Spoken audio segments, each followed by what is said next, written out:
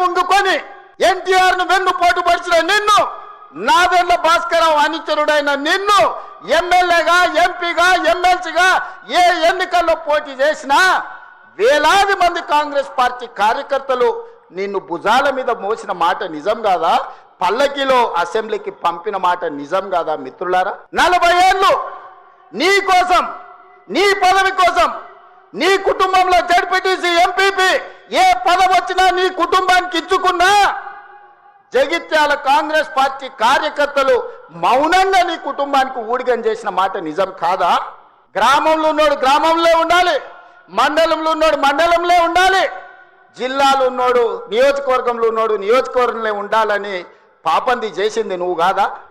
మొన్న నేను జగిత్యాల కార్యకర్తలను కలిస్తే ఒక్కొక్కరు తమ కష్టాలను మనసు విప్పి మాట్లాడుతుంటే నాకు ఆశ్చర్యపోయినా. గాంధీ భవన్ చూసి ఒక నాయకుడు చాలా సంవత్సరాల తర్వాత మెట్రోలో పోతుంటే గాంధీ భవన్ కనిపిస్తే ఆనందంతో కన్నీళ్లు గారిని, ఆనంద బాష్పాలు గార్చిన మెట్రోలో నన్ను ఇట్లా గాంధీ భవన్ చూసిన మా నాయకుడు ఎన్నడూ నన్ను గాంధీ భవన్కు తీసుకుపోలేదని చెప్తుంటే నాకు నిజంగా మనసులో కలుక్కుమన్నది.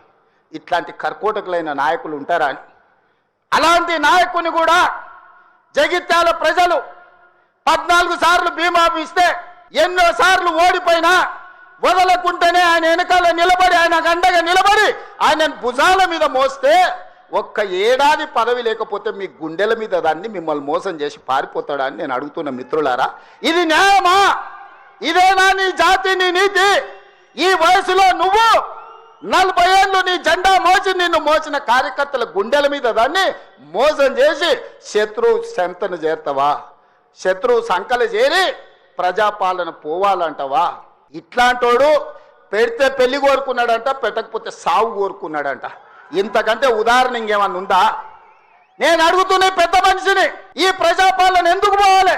10,000 కోట్ల రూపాయల ఆడబిడ్డలకు మహాలక్ష్మి పథకం ద్వారా ఆర్టీసీలో ఉచితంగా అమ్మవారిని దర్శించుకోవాలన్నా, అమ్మగారి ఇంటికి పోవాలన్నా మా అక్కలందరినీ ఆర్టీసీలో ఉచితంగా ప్రయాణం ఇచ్చినందుకు ప్రజాపాలన పోవాలన్నా? తెలంగాణ ఉద్యమంలో సమిధలైన శ్రీకాంతాచారి, వేణుగోపాల్ రెడ్డి, ఈశాన్ రెడ్డి కానిస్టేబుల్ కిష్టయ్య ఆదర్శంగా మొదటి సంవత్సరంలోనే 70,000 ప్రభుత్వ ఉద్యోగాలు ఇచ్చి గ్రూప్ 1, గ్రూప్ 2, గ్రూప్ 3, గ్రూప్ 4 డాక్టర్లను, ఇంజనీర్లను 70,000 ప్రభుత్వ ఉద్యోగాలు ఇచ్చినందుకు ఈ ప్రజాపాలన పోవాలనా? ఆనాడు ఒరేస్తే ఉరేసుకున్నట్టే అని మాట్లాడిన నువ్వు నీ ఫామ్ హౌస్లో 150 ఎకరాలలో ఒరేసుకొని 4,200 రూపాయల క్వింటాలు అమ్ముకొని